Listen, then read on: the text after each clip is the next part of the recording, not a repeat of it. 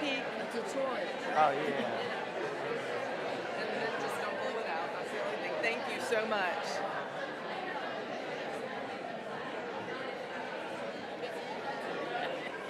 And it was.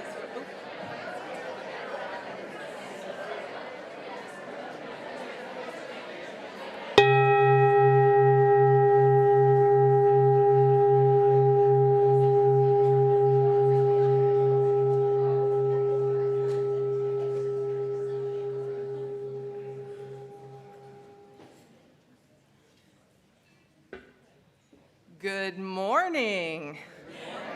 It takes a little bit to make sure we all come together. You're a lively bunch. How are we doing this morning?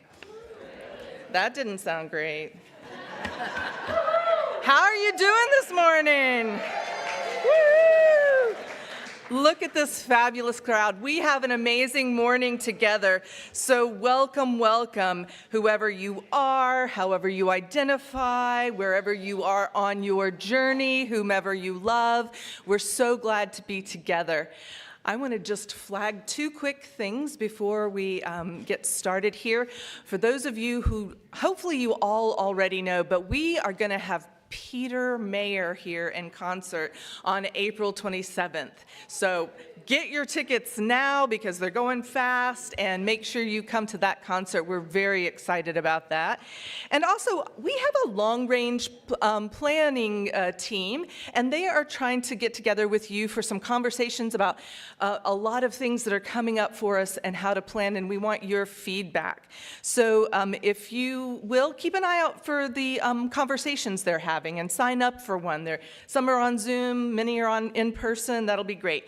For dearly beloveds, we do need a space in the reserve section right here for somebody coming late, a family coming late. So if you'll just scooch down a little bit, thank you, and save that.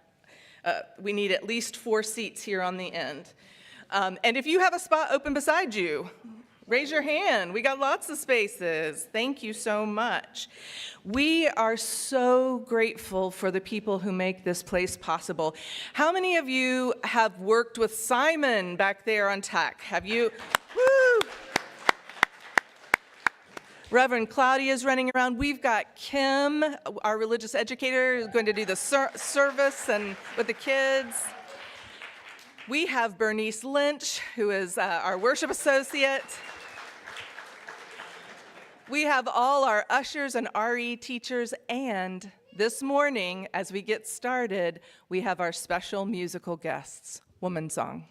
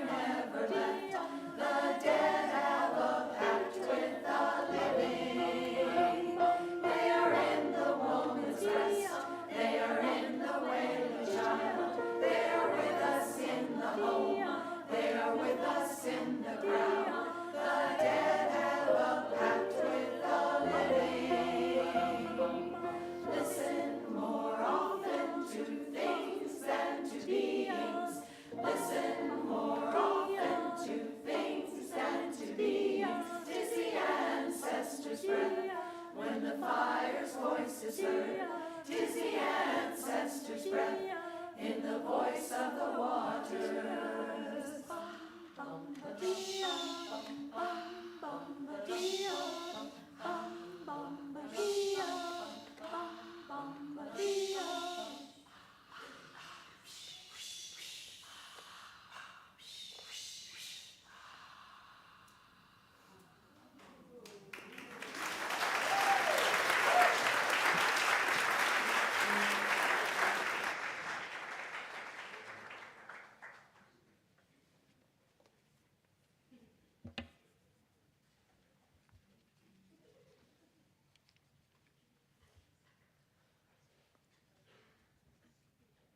I'd like to invite Rainier to come up and light the chalice.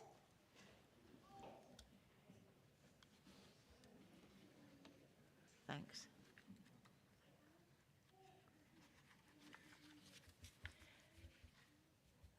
These chalice lighting words are by Lisa Day.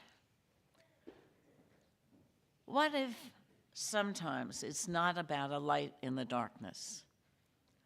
What if sometimes it's about sparking potential into possibility and possibility into existence? What if sometimes the flame that burns in the chalice of our faith is nothing less than the ember of hope and nothing more than love set ablaze? What if sometimes all we need to do is follow this flame, one among scores, hundreds, thousands of steadily flickering flames across the land and among so many peoples, on the way to justice and into the land of peace? What if we dare to kindle that chalice?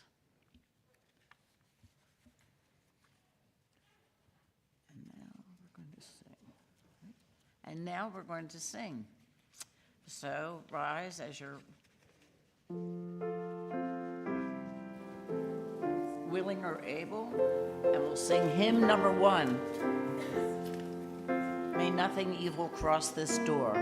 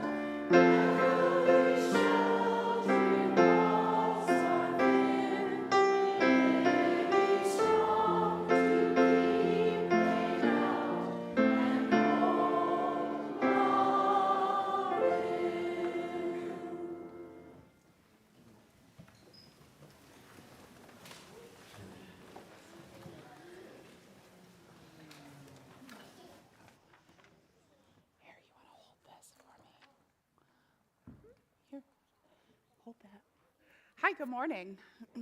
I'm Kim. I'm one of the religious educators here at UU Asheville. And so this morning, I'm just going to talk a little bit about the eighth principle. So when I was young, I used to imagine the future, right, and all the cool things that we had. This was in the 90s, so we still didn't have all the cool things. And so one of the things that I really wanted that I was really like, maybe we'll get to have video calls. Does anybody remember the Jetsons? Do you remember how they used to talk to each other in video and we were like, that's so cool, like maybe someday we'll get to have that. And now if somebody tried to call me with a video call on my phone, I would throw it out the window. So we did get that one. And when I was little, I grew up in a church very similar to this one. I grew up the First Unitarian Universalist Church of San Diego. We called it First Church. And even when I was little, which was a long time ago, we were all working for a better world together at my church, right? Like that was something that we were doing even back in the 90s. In fact, UUs are always working on making things better, right? That's part of what we do. We do not ever say, you know what, we're done with this work. We can just relax now. We're not going to do that. So UUs have always been working on this, and we have our shared set of values, right? We have our 7 principles, and we say these are the things that we all believe. And that's really nice that we have those things to look at. But there's a woman, and her name is Paula Cole-Jones. Does anybody know who Paula Cole-Jones is? I know a few of you do. So Paula Cole-Jones has spent a lot of times working with congregations, and she was like, what if instead of just saying these are all the things that we all believe together, what if there was something that we were going to say we were all going to do together? What if we were going to take some action together, right? So she and some other people came up with the 8th principle. Does anybody know what the 8th principle is? Do any of you guys know? Anybody? You know a little bit? I have a plant, so don't answer. Lorelei, can you tell us what the 8th principle is?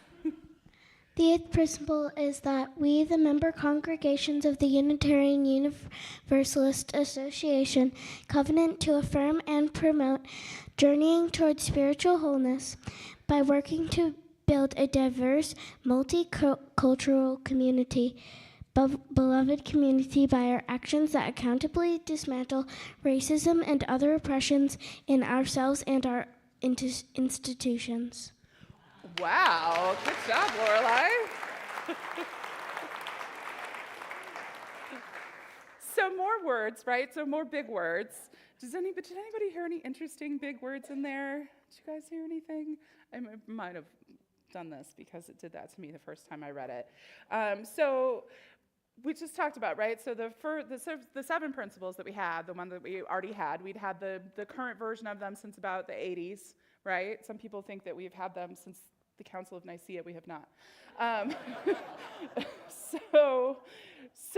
And we love words, right? So what was a little bit different about the 8th principle? Does anybody notice anything different? What'd you notice? Ryan Williams. Oh, action, yes. Oh, okay, well, I just heard it come from that direction. So action. So there's action in this part, right? It says that we're going to do something about this, right? Because it's really nice for us to all believe that everybody should be equitable in this world and that we should all be a part of a beloved community. It's great to believe that, but we have to do some things to make it happen. So beloved community. Has anybody heard those words before, besides in the 8th principle? Beloved community. Do you guys know what that means? Zaylee, do you know what community means?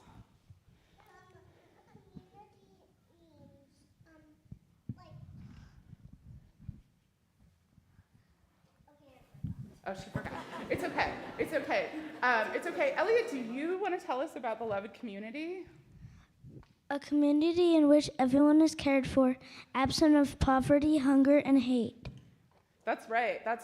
So that's the definition from Martin Luther King, right? So that's what beloved community is. So we have to work to do that, right? We can't just say. So as UUs, we are always working with other people who also believe in the beloved community and collective liberation. I know that's another big one. Collective liberation means that none of us are free until we are all free. That means that everyone gets to have the same opportunities and rights. It doesn't matter what color their skin is. It doesn't matter where they came from, who their family is, or who they love. This is the future that we are dreaming of together. It will take all of us doing this work, learning together, and taking actions to make things better for everyone. Right? See, he's ready to take some action. Now is the time when we're going to go to religious exploration.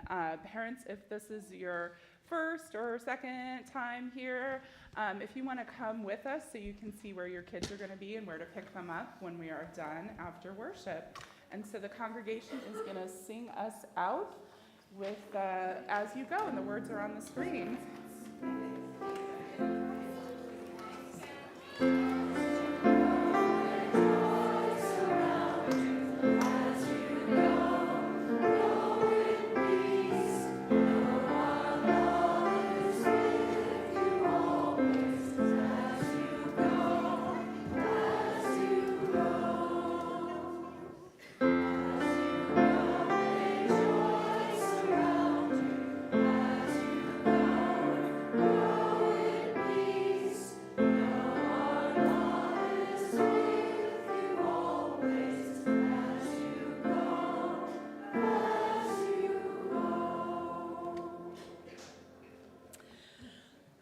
It is so good to be together. Now, I just want to invite you to take a deep breath, really feel yourself in your body in this place, in this time, as we share a moment of prayer or meditation or reflection. Today's prayer is attributed to Archbishop Tutu, which he adapted from an original prayer by Sir Francis Drake. Disturb us, O Lord, when we are too well pleased with ourselves, when our dreams have come true because we dreamed too little, because we sailed too close to the shore. Disturb us, O Lord, when with the abundance of things we possess, we have lost our thirst for the water of life, and when, having fallen in love with time, we have ceased to dream of eternity. And in our efforts to build a new earth, we have allowed our vision to grow dim. Stir us, O Lord, to dare more boldly, to venture into wider seas where storms show mastery, where losing sight of land, we shall find the stars. Push back the horizons of our hopes and invite the brave to follow. Let us end in that spirit. Amen, Ashe, Aho, blessed be.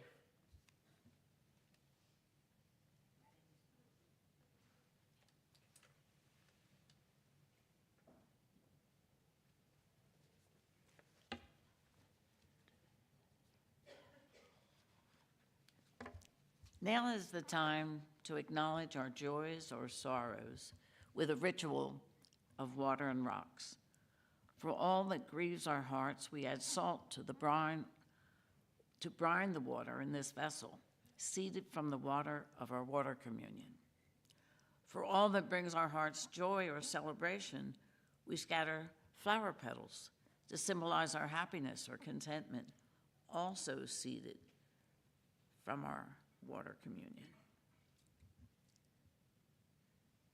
So I invite you to make 2 lines here. You can draw a string as a vessel, and I invite you then to go back to your seat in sort of a circular path.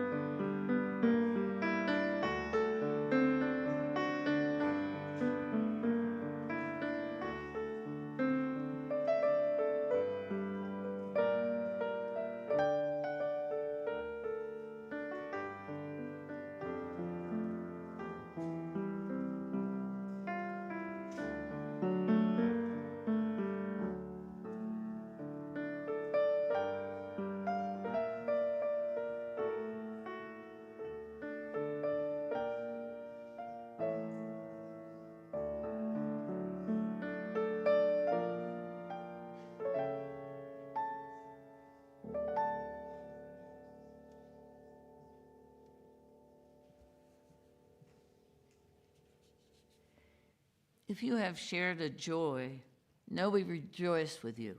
If you have shared a sorrow, know that you are held in love and care by this community. We add these last rocks for all the joys and sorrows of our community shared by those who are not present with us today. Our community is one community, gathered or apart.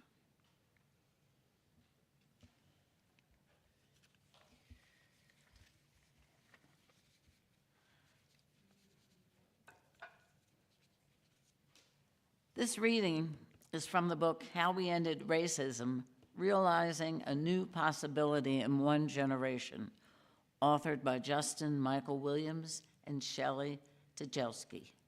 And they say, it's time to end racism. Does racism need to end systematically? Yes. Governmentally? Yes. Socially? Yes. Institutionally? Yes. Relationally? Yes. Internally? Yes. Is racism more than just a black and white issue? Yes. Does it need to end in places all around the world?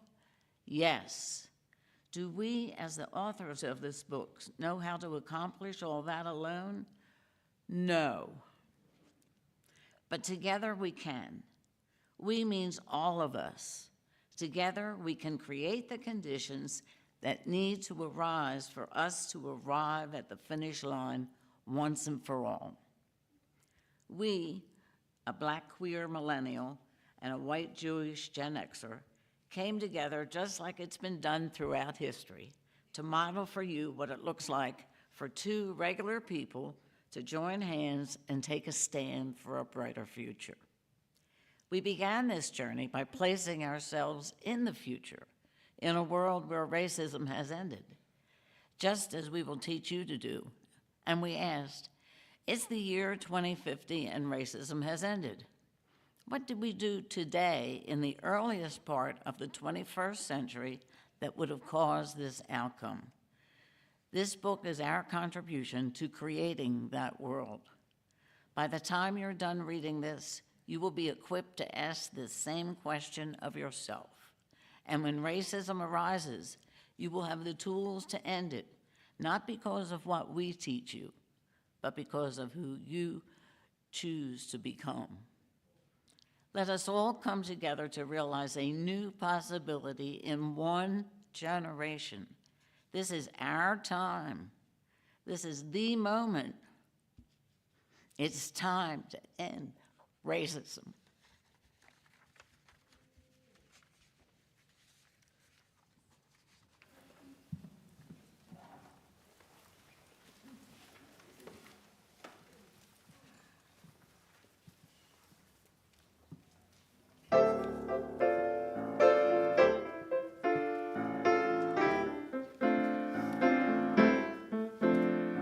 I walk in the Spirit, I walk in the light, I walk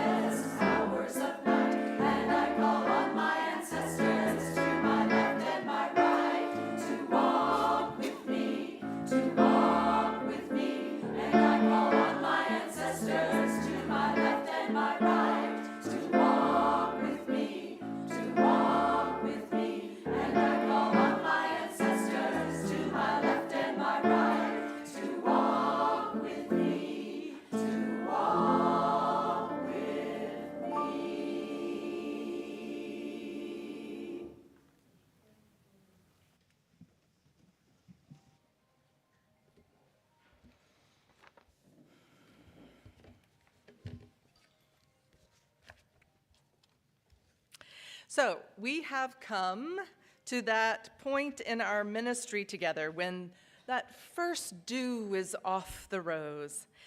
I have been with you long enough that some of you have seen me tired or noticed that I missed a deadline or something like that, or maybe haven't been somewhere where you expected me to be. In that beautiful candidating week we had together when you were deciding to call me, everything was still in bud. We had no disappointments between us yet. And we had not discovered the small or large idiosyncrasies or blind spots. You know, it's the difference between that first month of dating and being married, right? Time will tell us all out. It will, in one way or another. None of us is perfect, and the closer someone is to us, the more they are acutely aware of our imperfections, large and small. Sometimes then they also forget their imperfections, right? Very handy. The distance between our highest aspiration and the lived reality of human beings trying to make dreams come true can be genuinely fraught. I mean, it's very hard to let go of an idealized vision and try to deal just with the reality that we face. I mean, think back to that first time that you argued or even just disagreed with your new love, right? It's hard. It's like a dash of cold water in your face. Because when we're in our best selves, we know that even the closest of us, right, are going to disagree from time to time. We're going to become cranky. We're going to get sick. We might be hangry. How many of you have ever been hangry before? But even when we are mature and we know that it's all a part of living with humans and loving each other, it is difficult. It takes a lot of love. It takes a lot of forgiveness. And then it takes a lot of forbearance to have those relationships that stand the test of time, right? Now, let's remove the personal from that and think about our biggest goals and aspirations as people of goodwill who are striving for that better world, like Kim was talking about. Maybe we long for peace.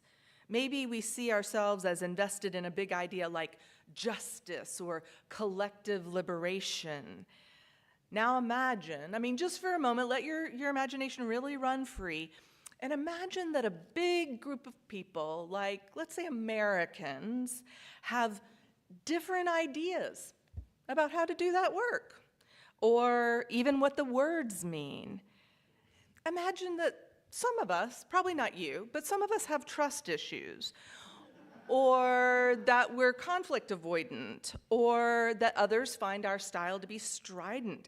Imagine that some of us have had really bad experiences, both with forms of injustice perpetrated against us and by the quality of help that we've received from people whose experience of the world is very different. What if on top of that, we're working with people we don't know very well, and so frankly, words like love or trust just aren't coming up, right? We don't use them to describe the relationship that we have. These are just people we've encountered in the work. Maybe, on top of that, maybe we have different learning styles, different communication styles, different preferences about communication, different cultural backgrounds. Maybe we're introverts or extroverts or Enneagram 1s or INTFs or whatever it is, right? In short, we are different, and we all bring that difference along into the work that feels like it's the most important work in the world. Now you're talking about hard, right? It's incredibly hard to human in that scenario. It takes moral courage, intense commitment, and some serious emotional intelligence to stick with any of that, right? When you think about it, it's actually frankly amazing that we've ever made any progress at all, right? It also casts a lot of light on the phenomenon that we've seen of calling out people for making mistakes that maybe they make in ignorance, or maybe they make them in an outburst of actual malice. Cancel culture has had its time in the spotlight not merely as a right-wing talking point, but because well-meaning people have either experienced some form of public shaming or fear experiencing it for their mistakes, whether those mistakes are large or small. Adrienne Marie Brown is a Black liberation public intellectual whose work, emergent strategy and pleasure activism, along with a lot of other work, right, has opened truly revolutionary new doors for how we might work, play, love, or create change together as communities or cultures. But it is her work in We Will Not Cancel Us and other dreams of transformative justice that I most often find myself thinking of. And in the article that gave rise to the book, which is an article titled Unthinkable Thoughts and Call-Out Culture in the Age of COVID-19, she wrote, "We've always known lynch mobs are a master's tool, meaning moving as an angry mob, sparked by fear, often unfounded or misguided, with the power to issue instant judgment and instant punishment. These are master's tools. We in Movements for Justice didn't create lynch mobs. We didn't create witch trials. We didn't create this punitive system of justice. We didn't create the state. We didn't choose to be socialized within it. We want to dismantle these systems of mass harm, and I know that most of us have no intention of ever mimicking state processes of navigating justice. The master's tools feel good to use. They have a groove in the hand easily from repeated use and training, but they are often blunt and senseless. But then my unthinkable thought, why do our movements more and more often feel like angry mobs moving against ourselves? And what is at stake because of it? Why does it feel like someone pointing at someone else and saying that person is harmful? And with no questions or process or time or breath, we are collectively punishing them. The truth is, sometimes it takes a long time for us to realize the harm that has happened to us, and longer to realize we have caused harm to others. I want us to look at each other with the eyes of interdependence, such that when someone causes harm, we find the gentle parent inside of us who can use a voice of accountability while also bringing curiosity. Why did you cause harm? Do you know? Do you know other options? Apologize that we can set boundaries that don't require the disappearance of other survivors, that we can act toward accountability with a touch of love, that when someone falls behind, we can use a parent's voice of discipline while also picking them up and carrying them for a while if that is needed. Now, her central point is this, that we should not treat anyone as disposable. In Unitarian Universalism, we say that everyone has inherent worth and dignity. And I often quote my friend Julian Jamaica Soto, who says, all of us need all of us to survive. And that is why our 8th principle works so well done this morning, right? Am I right? Our anti-racism, anti-oppression, collective liberation work and conversations are the kinds of conversations we need to have right here in worship. Because it's not the kind of work we do sometimes when we feel like it out there. It is the work of being human, of becoming our best selves, of loving each other and loving the hell out of this world. It is the most fundamental thing we are doing, both together and when we are apart. We are learning together how to be human, how to hold each other accountable in love when we err, how to forgive, how to make amends, how to be patient and listen to one another, and learn to trust. It is how we build a better future for ourselves and each other, and for the children of all species for all time.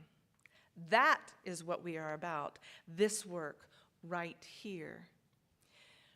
So about the book club thing, let's look at this book again, right? How We Ended Racism. Seriously, one of the ways that we're working together as a communal whole, as the congregation, the members and friends of the Unitarian Universalist congregation here in Asheville, toward our commitment to that work, we shorthand it. We say it's our 8th principle work, for example. This congregation voted. You said, we have adopted it, we will live into it. That was what you did in the spring of 2023, even before I was here, partly why I came here. And we're doing a congregational common read and a reflection time. And this is the book that Bernise was quoting from earlier, How We Ended Racism. And I hope each one of you will seriously consider joining in this common read and then some of the conversations that we'll set up to come. But why this book, right? That might be your question. When I was doing my doctoral research on change, one of the key understandings that emerged was that people need a vision of the world that they dream of. They need to know what that looks like. It is hard work to make serious progress against, for example, climate change, if we don't have a clear vision of what a vibrant, ecologically healthy world where humans and all living beings are able to flourish looks like. Think about it right now. Most of our art, the books, the movies, the stories, the songs for that matter, cast this vision of a dystopian future where everything's brutal and bleak and everything's terrible. And then on top of that, science is over here going, oh no, danger, everything's terrible, it's an emergency. And under those conditions, most people really struggle to show up. It pulls us towards despair. We tend to shut down, try to keep a lot of that feeling about that out, right? We're just pushing back because despair is not a sustainable motivator for good faith, persistent effort. We need to hear about the ingenuity and the successes that are happening every day. And we need a vision, a shared vision of the future in which we can invest hope, in which we feel able to put a lot of effort, right? The same is true of a world where we live in a very different kind of peace, one where racism no longer imbues our lives with desperation, division, and destruction. It is possible to envision a better world. And one of the very simplest practices is to start where you want to end and work backwards. I mean, spiritual geniuses and visionaries have taught us this. Joanna Macy has been doing this for like 4 decades now. She leads practices like Visit from a Child of the Future. The authors of How We Ended Racism is using that same starting point, where within a generation, we live in a future where racism has ended. So how did we do it? And from there, they did a lot of research, and they've run pilots and research-based programs successfully in a lot of different places. So the work in this book is actually research-based. Many people have done it and discovered really exciting new things from it. And I am going to tell you what they discovered, these pillars to ending racism within a generation. But it's important to note that telling you the pillars is not going to help. You will not be walking out of here with a magic formula. And the thing is that, as those of you who have already read the book understand, this is work you actually have to do. You have to do it in interior practices, in conversations in small groups and large groups, and then in changing practices and assumptions about our ways to be together. But just for today, just for now, let me tell you the pillars of how we can end racism. They're called the 8 pillars of possibility. And this is the view from 2050 of how we ended racism. 1, we anchored in a new vision, a vision of a world without racism. 2, we agreed on the truth. 3, we owned our emotions. 4, we became intra-connected. 5, we did our shadow work. 6, We practice forgiveness. 7, we had big conversations. And 8, just like Kim said, and you used to, we took action. Now, you have to understand each of these is a deep and significant work. It's a process and a path to insight that's both astounding, and it oftentimes made me say, like, well, how did I not see that? That is so simple. For example, the second one, we agreed on the truth, reminds us that there is a difference between assertions and assessments. For example, an assertion would be that Justin is 5 foot 10 inches or 178 centimeters tall. An assessment would be Justin is tall. Assessments are judgments, they're mutable. Justin might be considered tall if he's assessed by a 5-year-old child, right? But not at all tall by Boban Marjanovic. Did I say that right, NBA people? He's the NBA center for the Houston Rockets. He's 7 feet 4 inches tall. He may not agree that Justin is tall because it's an assessment, right? But the work of changing the way we see the world and how we interact and begin to live and love each other can be through simple, though not easy, steps. I invite you to read the book. Join us in finding out. The book is audiobook, it's an ebook, it's a paperback, it's easy. I've ordered copies to be here. I ordered them a long time ago. Hopefully they're somewhere, but they're coming if they're not here, if you want to borrow one, if you need to borrow one. The thing in both moral, civic, social, and religious wisdom all point in the same direction. If we learn how to actually live the hard work of the golden rule, treating others as you'd like to be treated, if we remember that other human beings are not disposable, not as living beings, not as emotional kin, if we're willing to do the challenging work of accepting that everyone is human, everyone has flaws and failings, that doesn't mean that they give up their essential human dignity. If we find ways to work together despite disappointment or difficulties, if we practice forgiveness and invest in a shared vision of a better world, we can build that world of our dreams, a world without racism, a world where both we and the planet can flourish. I want to close with some of the words of Adrienne Marie Brown from that same article that led to so much, and it's in alignment with the work that we find in How We Ended Racism. I want my voice to be nice and clear because these are beautiful. She says, "Oh, unthinkable thoughts, now that I have thought you, it becomes clear to me that all of you are rooted in a single longing. I want us to live. I want us to live in this world, in this time, together. I want us to love this planet and this species at this time. I want us to see ourselves as larger than just individuals randomly pinging around in a world that will never care for us. I want us to see ourselves as a murmuration of creatures who are, as far as we know right now, unique in all the universe, each cell, each individual body, itself a unique part of this unique complexity. I want us not to waste the time we have together.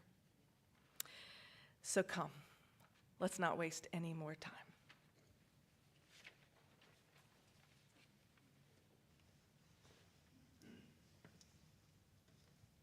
Oh, I'm supposed to introduce the hymn. I don't usually do that. But will you rise and sing together? You can do it at the peak of your physical or your spiritual stature. We're going to sing the hymn number 34, I think it is, right up here.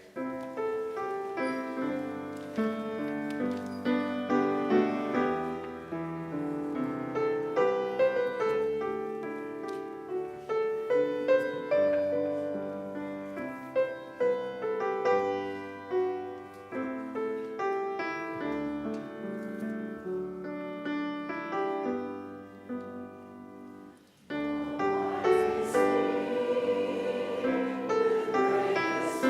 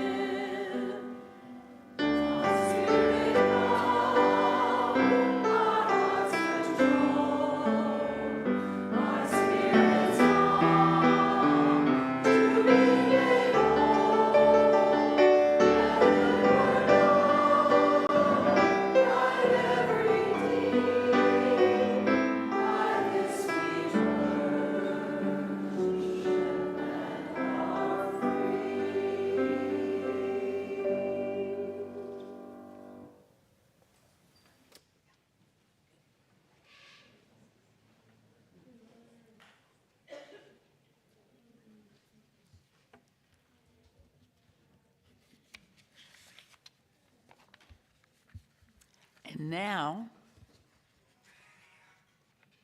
one of my favorite parts of the service is when we get to invite any guests that are here who want to stand up and tell us where you're from. And we'll have people with microphones going around. You'll see people with microphones, right? Yes, there's a person with a microphone. So if you haven't been here before, or even if you have, and you'd like to introduce yourself, please raise your hand.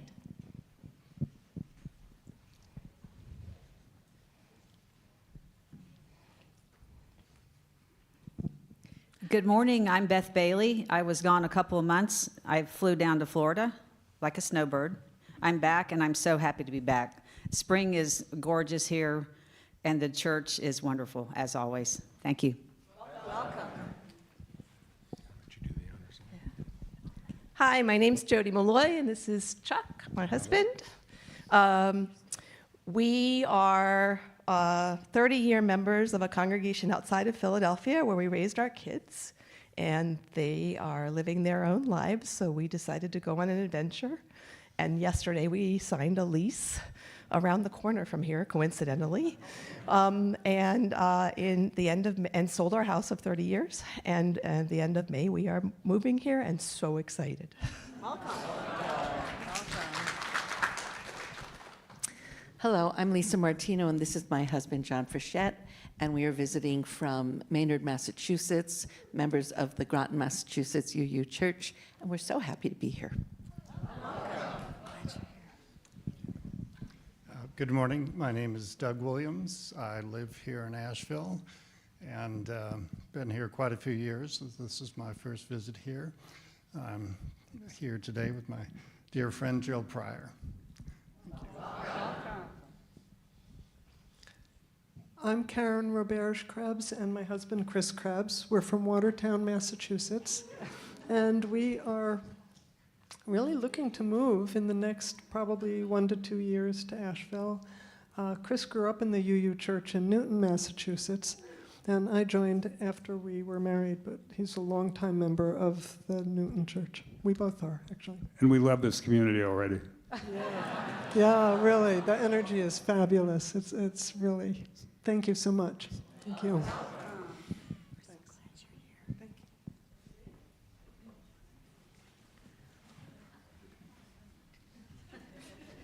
Roller skates. I just asked why all the women are doing the introductions, and my husband says because we're listening to the person in charge. I'm Catherine Ring Grimes. The Grimes is silent. This is my husband, Charlie Grimes, and I'm a co-founding or confounding mother of the Bull Run Unitarian Church in Manassas, Virginia, and we have had our church now 42 years. I'm happy to be visiting every time we travel to other Unitarian congregations. I love your building. And thank you for founding a UU Church. I'm Dan Bartlett. This is Lindsay Bartlett. No relation. No, she. This is why we don't give the guy the microphone.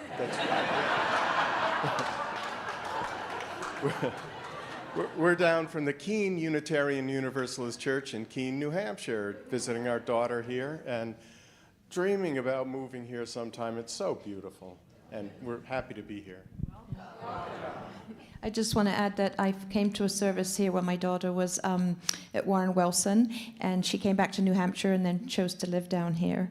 And the same time when I was here before, I was like, I can see myself retiring here, and now I'm like, I still see myself retiring here. Welcome. We hope you do. Yeah.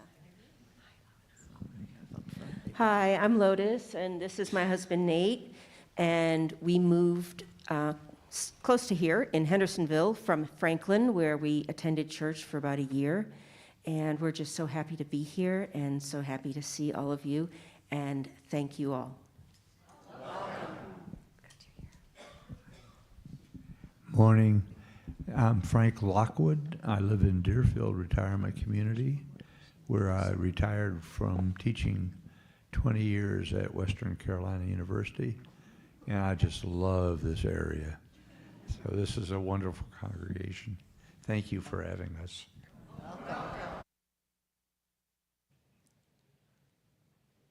Hello, my name is Sue Rubel. I used to live in Maynard, Massachusetts, and I migrated north to Vermont, but I like to come to the Asheville area in mud season, which is the month of April. Welcome. My name's Judy Bagby. I'm traveling with Susie. We're longtime friends, and this is my first time in South Carolina. And North Carolina. North Carolina. Well, yesterday I was in South Carolina, so you see, and it's my first time, so I can't remember. It's also my first time at a Unitarian church. I attend Unity Church in Fort Worth in Texas, but I'm very happy to be here. Welcome.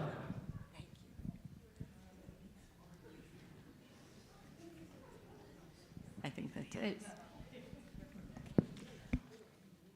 Well, where's Trevor? There he is. Take a wave at Trevor. Come on, everybody, wave at Trevor. Come on, wave at Trevor. There you go. So, Trevor is our connections coordinator, and he would love to meet you after the service, especially if you have questions. Our announcements run as slides at the beginning of the service. If you missed them, refer to Thursday's weekly e-news, as everything is described there. If you don't receive the e-news, ask an usher to show you how to sign up or email us at information@uuasheville.org. Our community plate recipient this month is Bountiful Cities. It's a food justice, climate resilience, urban agricultural nonprofit. Since 2000, Bountiful Cities' approach has been about planting seeds of knowledge, collaboration, and skills training in addition to vegetables, with the goal of long-term food security through climate change. Today we have Kathy with us to tell us a little bit more about Bountiful Cities.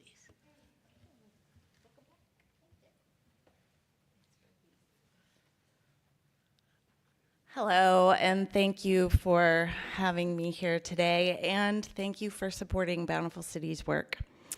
I was here a few weeks ago, and I told you about our programs, our feast program teaching cooking and gardening education in schools and after-school programs, giving kids a lifetime of knowledge and long-term food security, and our community garden network program that does the same thing with people of all ages, and our food policy work that works with governments and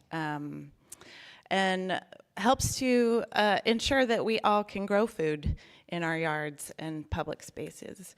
So today I want to tell you a quick story, and that is the stone soup story that goes really, really well with all of the conversation about community today. You may have heard this folktale. It's a story of a group of people who are hungry, and they come to a small village, and they're looking for food.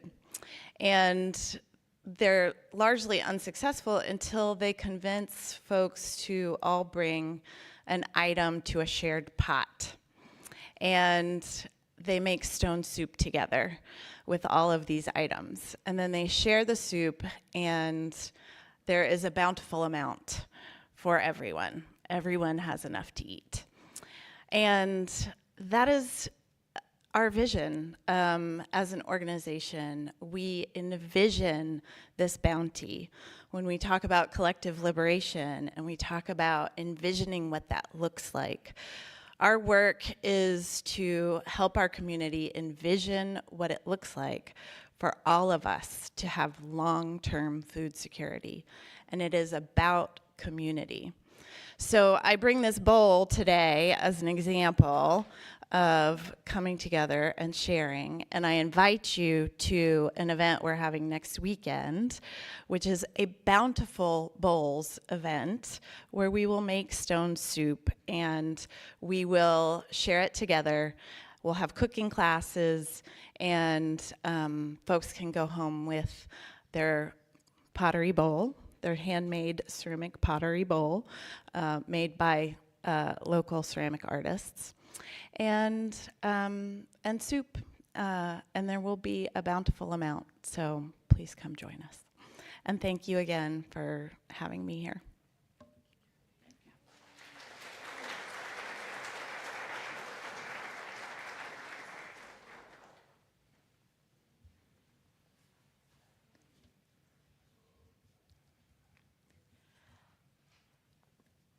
This is new news. We currently designate offerings from the first Sunday of every month to our community plate partner, and the rest of the month, only those amounts specifically designated for the community plate partner.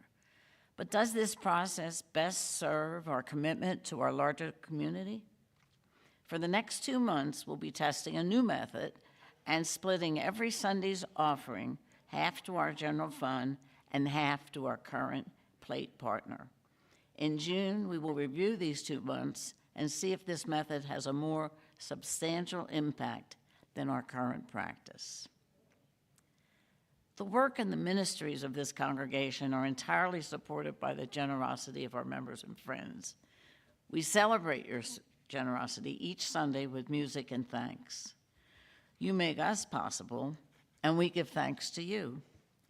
The offering will now be gratefully collected.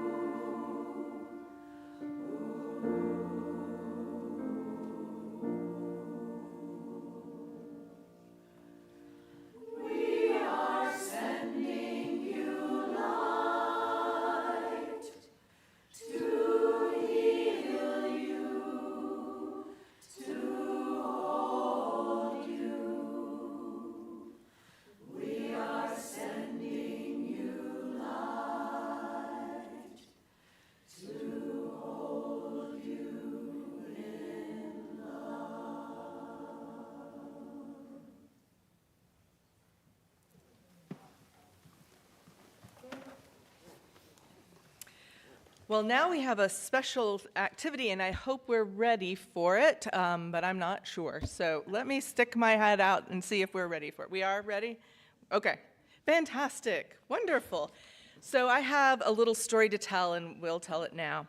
A little over 2 years ago, the Anti-Racism and Immigration Justice Action Group agreed to welcome and settle a young Afghan family, the Zalans, and They had escaped the Taliban in the Great Airlift of 2022. And from a small nucleus of UU volunteers, the initial group who were helping grew to an interdenominational team 40 strong. Let's pause for a second. If you helped with this effort, would you stand up right now? If you helped out when the family came, when the Zalans first came? Yeah.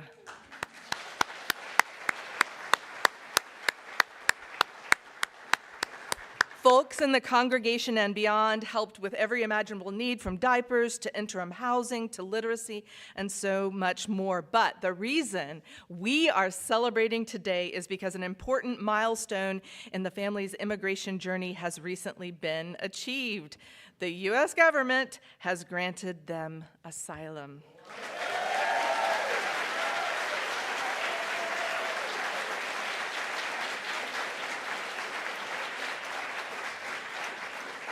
They can remain here without fear of deportation, as well as work, travel out of the country. That journey from the chaos at Kabul airport to sheltering in Germany to months in a New Mexico military base, finally here to Asheville, beautiful Asheville. All of that is behind them. After an amazing amount of paperwork, a lot of background checks, 3 trips to Washington, D.C. for screening interviews, asylum at last. We are going to celebrate after the service with cake and many other things, including lots more information about this journey. But for right now, I wonder, would anybody like to introduce the family just really quickly? Do we have a microphone nearby? Got it? Oops, sorry. There we go. Just to say hi to them as individuals. They don't want it. Hi, I'm Katie Winchell, and Sharon LeDuc was my co-chair to welcome this family. Yay! And this is Hosna, right? Yeah. Okay, and Faisal, and Sana, sorry, and Marina. Welcome.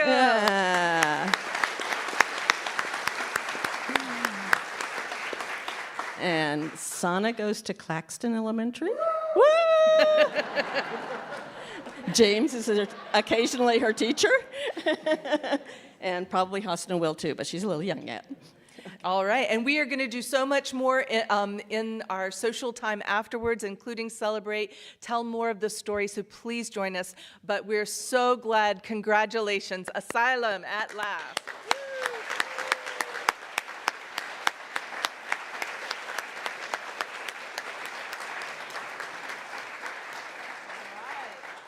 Make yourselves comfortable for the end of the service.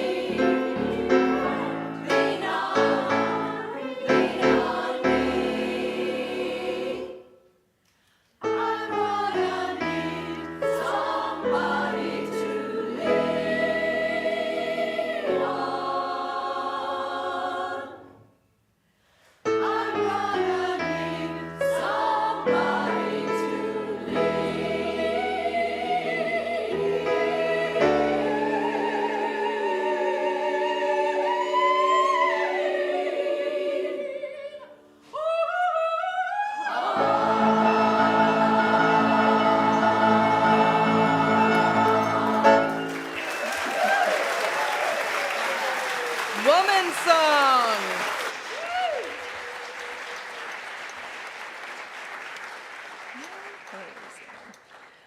It has happened. All of the papers up here have gotten really mixed up, but we're ready to end this service. So, with the joy in our hearts, I want to invite you to rise as you're willing and able to do so. We're going to share a few words and sing together as we go on our way. For the hope of doing better day by day, and for the soul-saving practices of forgiveness, curiosity, and moral courage that sustain us, we give thanks.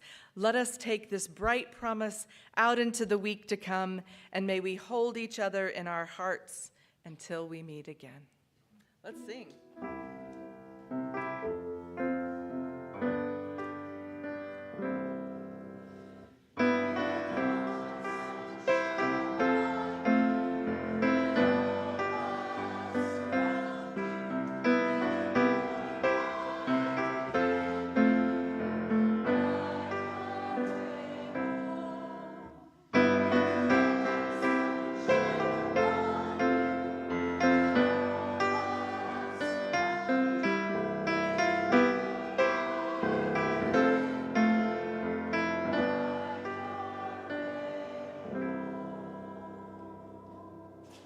Come celebrate with the Zolins.